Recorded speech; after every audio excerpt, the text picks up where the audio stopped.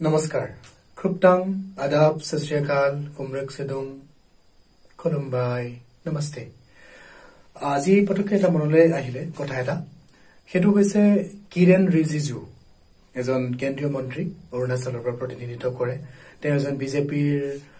ডাঙৰ লিডাৰ হয় বিজেপিৰ সৈতে আমাৰ কিছুমান আদৰ্শগত অমিল আছে গতিকে আমি সমৰ্থন নকৰো কিন্তু এই কিৰণ ৰিজিজুৰ এটা কথা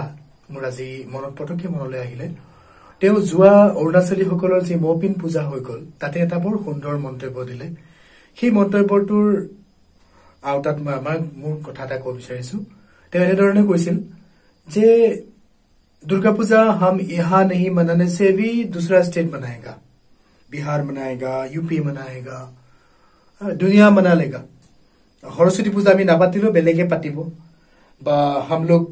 ये बोल बम नहीं करने से भी दूसरा लोग कर लेगा बोल बम हम लोगों का खुद का जो ट्रेडिशन है खुद का जो ये वर्शिप है वो हम अगर नहीं करेंगे तो दूसरा कोई नहीं करेगा दूसरा स्टेट नहीं करेगा ऐसे बोला এনেকে কৈছিল তো সেই কথাটো মই এনেকে ভাবিছো যে আমাৰ মই বিশেষকৈ মই টাই আহোমৰ লৰা গতিকে টাই আহোমৰ যিবোৰ পৰম্পৰা আছে যিবোৰ ৰীতি-নীতি আছে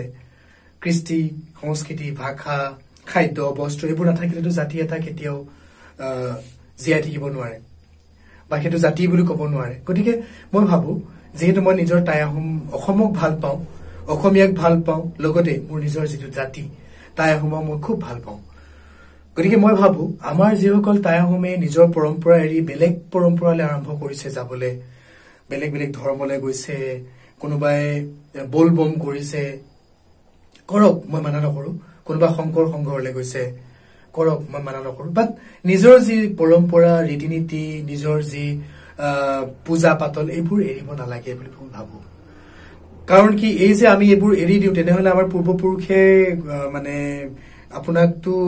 মানে ধৰক ভাল নাপাবই লগতে আমাৰ এই যে যেটো এটা ৰীতি-নীতি আছিল এইবোৰ হেৰাই যাব এই খাদ্য এই পৰম্পৰাবোৰ সব শেষ হৈ যাব আমাৰ নিউ জেনাৰেশ্যনৰ কাৰণে আমি একো দিব নোৱাৰিম গতিকে আমি পাছত আমাক নিউ জেনাৰেশ্যনে ক'ব যে আমি কি হয়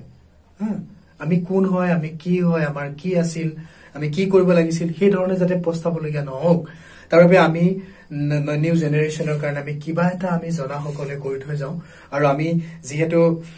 নিজৰ ভাষাটো শিকিব লাগে নিজৰ কৃষ্টি সংস্কৃতি নিজৰ খাদ্যবোৰ এইবোৰ আমি কৰিব লাগে আকৌ ঘূৰি আহক আমি আকৌ আগবাঢ়ি যাওঁ মই এই আপাহতে এটা কথা কৈ থওঁ মই আজি এমাহ মানৰ আগত আমাৰ ইয়াৰে স্থানীয় এজন শংকৰ সংঘৰ ভাল পদত থকা এজন ব্যক্তি তেওঁ গগৈ উপাধিৰ হয়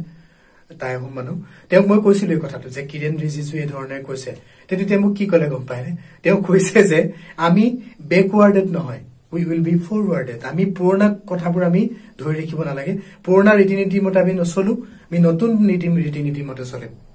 তো সেইটোৱে কথা তেওঁৰ ৰিপ্লাইটো মই ইমান স্যাটিসফাইড নহলো গতিকে আপোনালোকে চিন্তা কৰক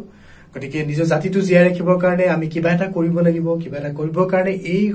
হাতত সময় আমাৰ বেছি নাই গতিকে এই কম সময়ত আমি খুব জোৰদাৰ কাম কৰিব লাগিব গতিকে সকলোকে একবাৰ ধন্যবাদ জনাইছো জয় অসম টাই আহোম পেয়ংলে নমস্কাৰ